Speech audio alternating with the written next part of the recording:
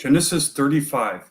Then God said to Jacob, "Arise, go up to Bethel and dwell there, and make an altar there to God, who appeared to you when you fled from the face of Esau, your brother."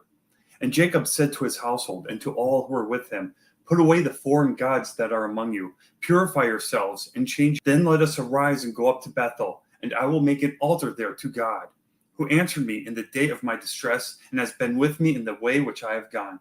So they gave Jacob all the foreign gods which were in their hands, and the earrings which were in their ears. And Jacob hid them under the terebinth tree which was by Shechem.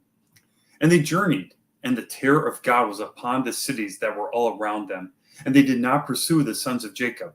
So Jacob came to Luz, that is Bethel, which is in the land of Canaan, he and all the people who were with him. And he built an altar there and called the place El Bethel, because there God appeared to him when he fled from the face of his brother. Now Deborah, Rebekah's nurse, died, and she was buried below Bethel under the terebinth tree. So the name of it was called Alon Bachuth. Then God appeared to Jacob again when he came from Padan Aram and blessed him. And God said to him, "Your name is Jacob. Your name shall not be called Jacob anymore, but Israel shall be your name." So he called his name Israel. Also God said to him, "I am God Almighty. Be fruitful and multiply. A nation and a company of nations shall proceed from you, and kings shall come from your body. The land which I gave Abraham and Isaac I give to you, and to your descendants after you I give this land."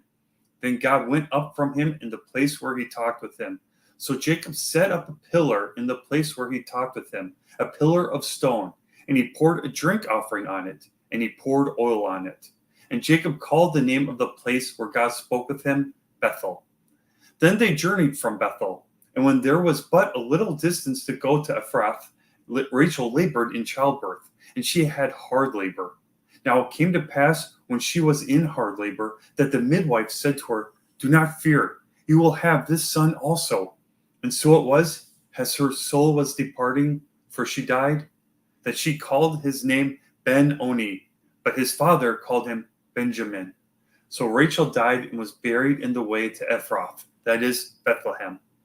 And Jacob set a pillar on her grave, which is the pillar of Rachel's grave to this day.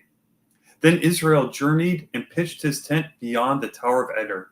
And it happened, when Israel dwelt in that land, that Reuben went and lay with Bilhah, his father's concubine, and Israel heard about it. Now the sons of Jacob were 12. The sons of Leah were Reuben, Jacob's firstborn, and Simeon, Levi, Judah, Issachar, and Zebulun. The sons of Rachel were Joseph and Benjamin.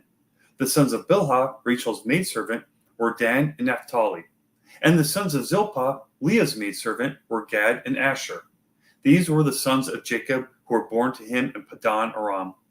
Then Jacob came to his father Isaac at Mamre, or Kirjath Arba, that is, Hebron, where Abraham and Isaac had dwelt. Now the days of Isaac were 180 years. So Isaac breathed his last and died, and was gathered to his people, being old and full of days.